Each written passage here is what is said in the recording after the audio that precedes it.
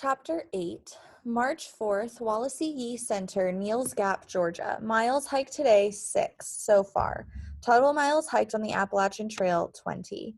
Weather, too hot in car, too cold outside. Dad wasn't happy.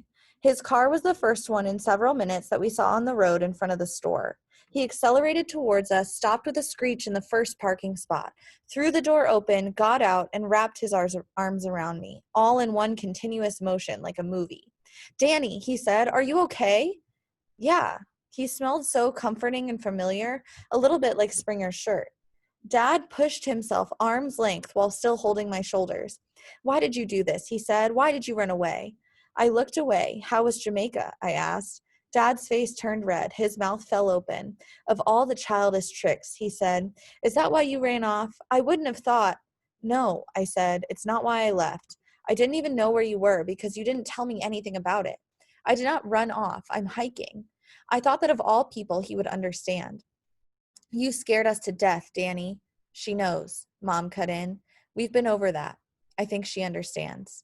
"Does she have any idea what could have—" I couldn't stand them talking about me in front of me. I said, "I'm sorry you had to come back early." Dad looked puzzled.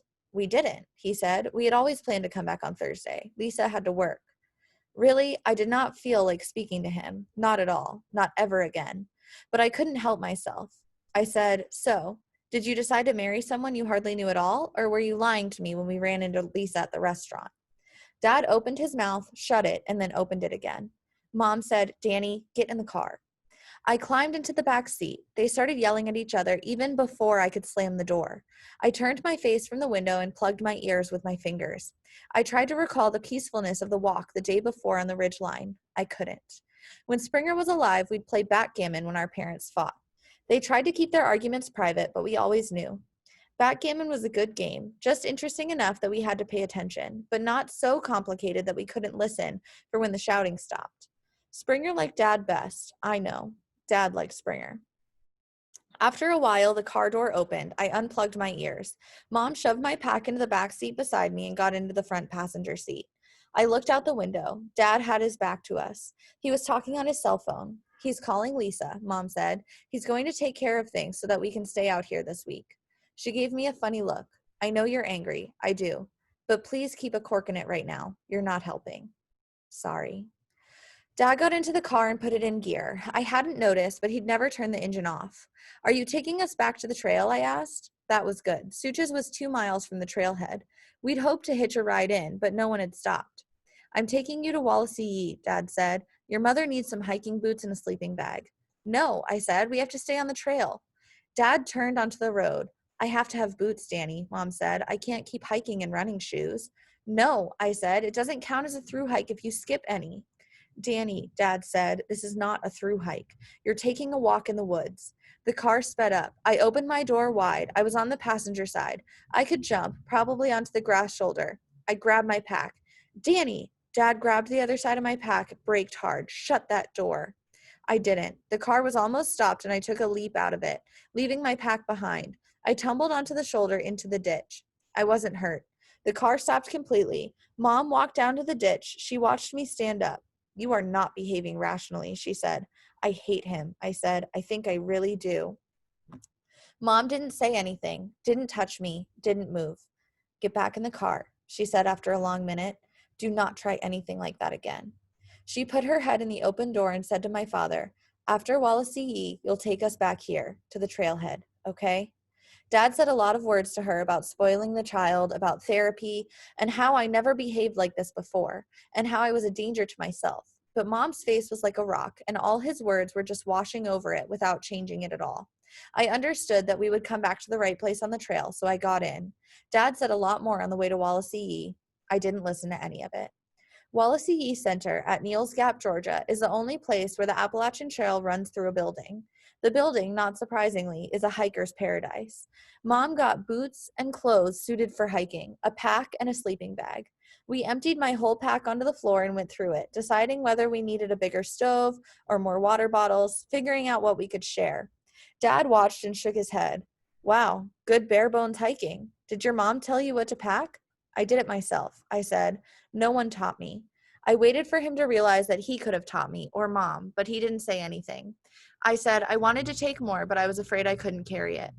That's smart, said one of the employees, a woman who was helping us. You should see the stuff we ship off from here every year. Folks have only walked 30 miles by the time they reach us and already realize they're carrying way too much. Man came in here yesterday with an 80-pound pack. She whistled. But you don't have any comforts, Mom said. She had emptied the main compartments of my pack, and now she unzipped the side pocket.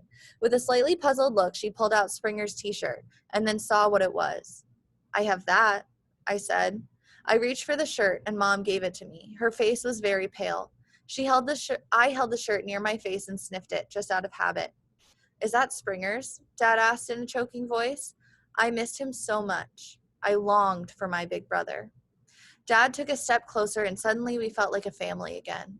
A little triangle of people huddled around a dirty old shirt. I said, I use it for a pillow. It smells like him a little. I handed it to Dad, but he didn't smell it. He stood very still and cradled the shirt in his hands. Better keep it in that side pocket, Mom said. Keep it separate from your other stuff.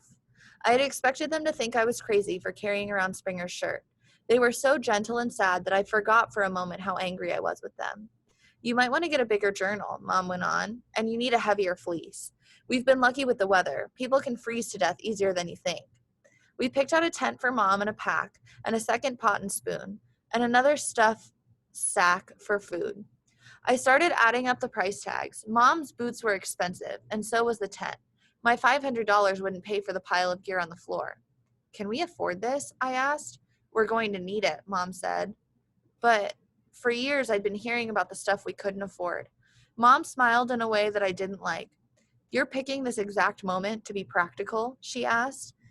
You, who want me to quit everything and walk for half a year, you've suddenly chosen to be aware of this one small piece of reality? Danny, I'm touched. So much for family feelings. I started to stuff my gear back into my pack. I bit my lip. My face felt frozen.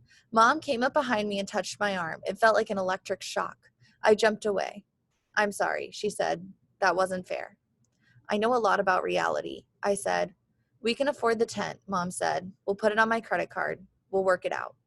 But this is part of the reason we can only stay out here a week. I need my job. But we'll work it out. I got the fleece, but no journal. We got more food and more interesting food, too. Dad barely said anything on the trip back towards Such's, but he looked at his watch several times. I knew he was thinking of Lisa, and all my anger came back in suffocating waves. When he came to where the trail crossed the road, he stopped, and we all got out of the car. He hugged me stiffly. See you, Mom said, keeping her distance from him. We'll probably stop near Hiawassee. I think there's a hostel there. We'll get a ride back to Amicalola and pick up my car. Danny will call you when we're home. Dad took his cell phone out of his pocket and held it out to her. No thanks, Mom said.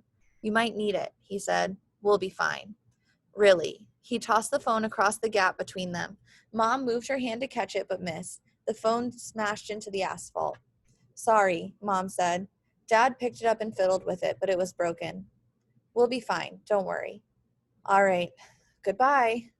Dad stood leaning against his open car door. Mom and I went into the woods. I didn't look back.